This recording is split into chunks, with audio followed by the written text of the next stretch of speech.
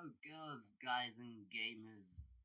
Sit down. I have a massive Zelda theory for you guys. So, a lot of you might have already seen in the Breath of the Wild sequel trailer this symbol, and a lot of people think this broom like symbol on this enemy would suggest that Link may be getting a broom like item in the sequel to the Breath of the Wild.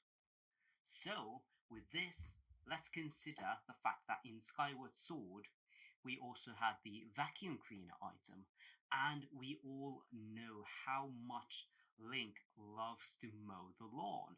So, a question arises. Is the Legend of Zelda series actually a story about a legendary hero trying to save the kingdom and rescue the princess?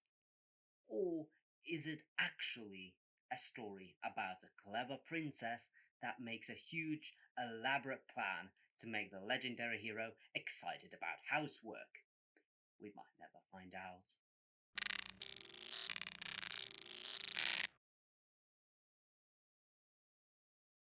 Okay, that was just joking. But before we begin, remember to like and subscribe. Then also comment down below. I really want to start a discussion with my videos. Also, share this video. Share it online. Share it on social media. Show it to your parents and your grandma and your milkman. There will be new videos every Monday, so stay tuned for those. But that's it, let's get back to the actual topic of this video. So there I was reacting to E3, and then we saw that magnificent trailer for the sequel to Breath of the Wild. And everyone is excited about it, but we don't have like that much information about it yet. And Nintendo just keeps pushing and pushing Skyward Sword remake because that's actually coming soon. So it makes sense that they are marketing that. But looking at the Skyward Sword gameplay, it's not that exciting to me. I've already played the game, it's probably there on my shelf somewhere. But one thing that I really like about Skyward Sword that I didn't about Breath of the Wild was all of the cool items that it had. Sure, Breath of the Wild had like cool runes and that kind of stuff, but the dungeons didn't have like those items, In traditional Zelda gameplay, you go to a dungeon, you get a cool item, and then you can do all sorts of cool puzzles with that item. So I was thinking, what if we got items that previously have appeared on in the franchise somewhere, and adapted them to Breath of the Wild? Now, Breath of the Wild, of course, has lots of different types of items. You have your armor sets, you have your food, you have your collectibles, and then, of course, weapons that in Breath of the Wild break. And then you have runes that are like superpowers you get in the beginning of the game that are like the key to every puzzle that there exists in the world. So I was thinking, what if we could bring like past items and have them be like Breath of the Wild items? What items could fit this and what items could be like really exciting? So let's not go talk about anything else anymore and let's get on with the list. And number one being the Beetle item from Skyward Sword. I would imagine the Beetle returning as kind of a weapon. And how the Beetle works in Skyward Sword, as you've probably seen on this side of the video here, is that it's a remote controlled small robot beetle that can just fly around and hit stuff. In Skyward Sword later on, you can also have bombs in it, so you can set it to explode, you can drop bombs and those kind of cool stuff. And how I would imagine in Breath of the Wild sequel this would work, and first of all, I think it would really fit this game, especially with the whole Sky Islands thing, would really fit there. It could work as kind of like a consumable item in the same manner as arrows are, or like bomb chews are in some Zelda games. So if it breaks, it's broken for good, but then you can just like craft or buy more beetles. Easy like that. Okay, number two item that I was thinking about is the Gale Boomerang from Twilight Princess. Now, this is not just like any other boomerang, actually. It's a boomerang that creates tornadoes. And why I was thinking this could be a good fit for Breath of the Wild sequel is because the first game had the leaf item.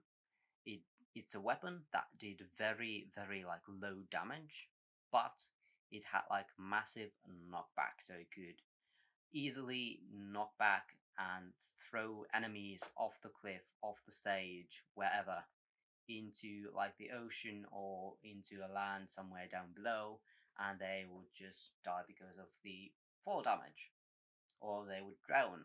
So I was thinking, hey, it would be fun to have more items like the leaf with like significant wind powers and significant knockback.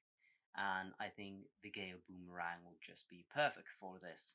I was also thinking about like the vacuum cleaner item from Skyward Sword, but I was just thinking Gale Boomerang would be more fun because there's already boomerangs in Breath of the Wild. And with the Gale Boomerang, you could also create tornadoes that you could use for exploring. So you could jump into a tornado and fly it up, which would make exploration easy again with the Sky Island things. Number three, let's move on to runes, which are much more exciting. So in the first Breath of the Wild game, you had your runes, you had your stasis, you have your magnesis, that kind of stuff. Cool superpowers that you could use. Then you also had like bombs and that kind of stuff. And more of that kind of stuff, I think, would be to have the return of the classic Zelda item, the Hookshot. Now, this is originally, I think, from Link to the Past, but I think it would be a really good rune, especially hookshotting, going from island to island, especially when they are in the sky. How do you get from one place to another? Well, one simple factor for that would be having the return of the hookshot. And this is just a fan favorite item, it's a classic item in the Zelda series, and I think it would just be fun to have return. Now, number four. It's another rune, but this one is a bit of a more controversial pick. It is Iron Boots, originally, I think, from Ocarina of Time. How Iron Boots work is that they are just boots that you equip, but I would imagine them more as a rune again. You would equip them in Ocarina of Time, and then you would just be like a lot heavier. You would be resistant to high wind. You would sink underwater, and in Twilight Princess, you would also be able to climb up like magnetic walls and that kind of stuff. So that was really cool. So I think this should be added in Breath of the Wild sequel because we already have the sky, we have the normal fields, then we have the undergrounds, and then all that is missing basically anymore is having underwater exploration. And I would just love to see that. And Iron Boots would definitely make it much more easier, much more fun, get to the ocean floor much better. And I would just love to see like dungeons and shrines that would like make use of the magnetic walls. That would be like really cool, interesting puzzles can be made that way. Okay, and now for the last one, and I think this is the weirdest pick I have, but this is also the coolest pick I have. The number five item that I have picked for this list is the Dominion Rod from Twilight Princess. Now, how this item works is similar to the command melody from the Wind Waker, where you can just take over momentarily of another person or a creature or like an ancient machine guy. In Wind Waker, you could take over Medley or Makar, your companions, or these like weird Asian statues.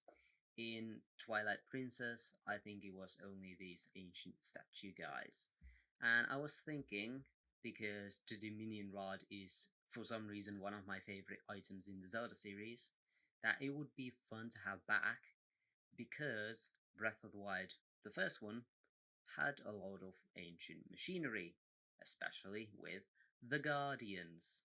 So, with the Dominion Rod, if it were to return in the sequel to Breath of the Wild, you would be able to take over Guardians, and that would just be awesome to have.